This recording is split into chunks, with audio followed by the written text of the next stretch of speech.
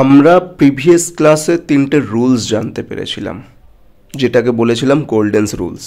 এটা আমার ভাষায় বলেছি গোল্ডেন্স রুলস, ঠিক আছে? তো কি কি? Audibility, visibility and truthfulness. First point কি বলেছিলাম? অডিবিলিটি, মানে শোনানো। তো শোনানোটা এত ইম্পর্টেন্ট কেন? যেহেতু আপনি যখন অভিনয় করবেন, বিশেষ করে থিয়েটার অভিনয় বা যাত্রা, ওখানে আপনার গলার ভয়েস খুব ডিপ হতে হবে, আপনার ভয়েসটার রেঞ্জ বেশি হতে হবে, যেন পাবলিক শুনতে পারে। হতেই পারে অনেক পাবলিক হয়তো সামনেই বসে আছে, কিন্তু আপনাকে দেখতে পারছে না, কিন্তু সে শুনতে পারছে। তো আপনার ভয়েসের মধ্যেও মডুলেশন আনতে হবে, যে পাবলিক দেখতে পারে না, শুনে যেন বুঝতে পারে হ্যাঁ আপনি অভিনয় করছেন, আপনি কি ক্যারেক্টার প্লে করছেন বুঝতে পারে আপনার ভয়েস থেকে। আবার এটাও হতে পারে অনেক পাবলিক হয়তো অনেক দূরে বসে আছে, এবার ওখান পর্যন্ত আপনার গলাটা যাবার দরকার। তার জন্য অডিবিলিটি ভেরি ভেরি ভেরি ইম্পর্টেন্ট একটা পার্ট। আমরা যখন টুলস অফ অ্যাক্টিং করাবো ওখানেও একটা এই পার্ট আছে, voice is the very important. তো ভয়েস সিরিয়াসলি খুব ইম্পর্টেন্ট। তার জন্য কিছু এক্সারসাইজ আছে আপনাকে করতে হবে। গরম জলে গার্গেল করতে পারেন, আরও নানান ধরনের এক্সারসাইজ আছে। যখন আমরা ভয়েসের ক্লাস করাবো তখন আপনাদেরকে পুরো ডিটেলসে বলবো কি কি এক্সারসাইজ করা দরকার গলার জন্য, কি কি করার দরকার নেই। মানে কি কি আপনারা খেতে পারবেন না।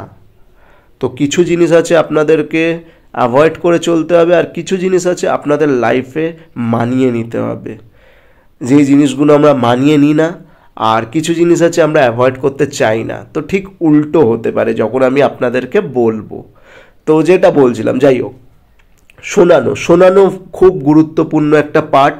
আপনাকে শোনাতে হবে, পাবলিক দূরে বসেও থাকলেও যেন আপনার ভয়েসটা শুনতে পারে, লাউড হয়। আর ক্যামেরাতেও যদি কাজ করেন তাও সুস্পষ্ট ভয়েস হওয়া দরকার। যেহেতু আপনার অনেক সময় অনেক কারোর কী হয়, টাং টুইস্ট হয়ে যায়, তার একটা আলাদা প্রবলেম। সেটার জন্য পেন্সিল এক্সারসাইজ বা আরও নানান ধরনের জিনিস আছে। অনেক কারোর কী হয়, হয়তো টাং টুইস্ট হলো না কিন্তু ও তোতলাচ্ছে কথা বলতে, তার একটা এক্সারসাইজ আছে। আমরা বলি মুখ খুলে কথা বলো, মুখ খুলে কথা বলো। তারপর আপনারা ভয়েসের সব থেকে বেস্ট এক্সারসাইজ পাবেন যদি আপনারা গান শেখেন। গানের মধ্যে সরগম প্র্যাকটিস এভরিডে করতে পারেন, খুব ভালো জিনিস। হারমোনিয়ামে কোনো কিছু হামিং প্র্যাকটিস, তারপর তোমার নর্মালি আরও অনেক ধরনের প্র্যাকটিস আছে। টাং টুইস্ট আছে, ওখানে অনেক কিছু দিয়ে দেয়। তো আপনাদেরকে করা দরকার।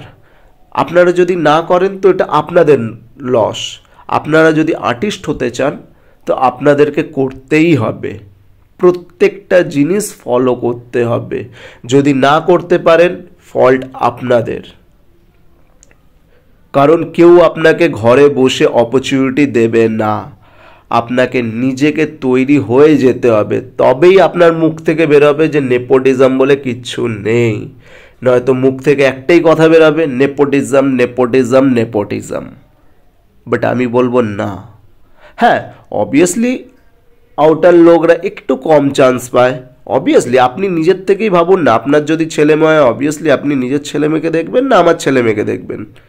অবভিয়াসলি নিজের ছেলে মেয়েকে দেখবেন। তার মানে এটা নয় যে আমার ছেলে মেয়ে কিছুই পাবে না। তার জন্য ট্যালেন্ট রাখতে হবে, ঠিক আছে?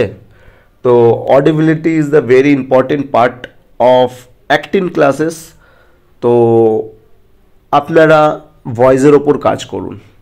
আর কোনো স্ক্রিপ্ট পড়বেন, বাড়িতেও যখন পড়ালেখা করবেন জোরে জোরে চেঁচিয়ে চেঁচিয়ে পড়ুন। কেন কি আমরা আস্তে আস্তে আস্তে আস্তে পড়ে পড়ে অভ্যস্ত হয়ে গেছি। আমরা নিজেদের ওয়ার্ড নিজেদের কানে শুনতে পাচ্ছি না, শোনা খুব দরকার। আমি বলবো পড়ুন, জোরে জোরে পড়ুন, শুনুন। শুনতে হবে আপনাদেরকে। আপনারাও অনেক কিছু ভুল বলেন ওয়ার্ডে, বা রফলা জফলা পর্যন্ত ভুলভাল বলেন। অনেক সময় ভেবে নিন প্রসাদ বলি আমরা, তো ওটা তো প্রসাদ হয় না, প্রসাদ হয়, তাই না? তো সেই ধরনের অনেক ভুল আমরা করি, যেখানে মানে কি বলবো আমরা শুনতে পাই না নিজের কানে। আর ওটাই যদি জোরে জোরে বলি তো শুনতে পারবো। তার মানে এটা নয় যে আমি ভুল করি না। আর হ্যাঁ, আমি যদি কিছু ভুল বলে থাকি আপনারা আমার ভুল ধরাতে পারেন, কোনো প্রবলেম নেই। হতেই পারে আমি কিছু ভুল বলছি, যেহেতু আমার বাংলায় তো অনেক প্রবলেম ছিল আগে।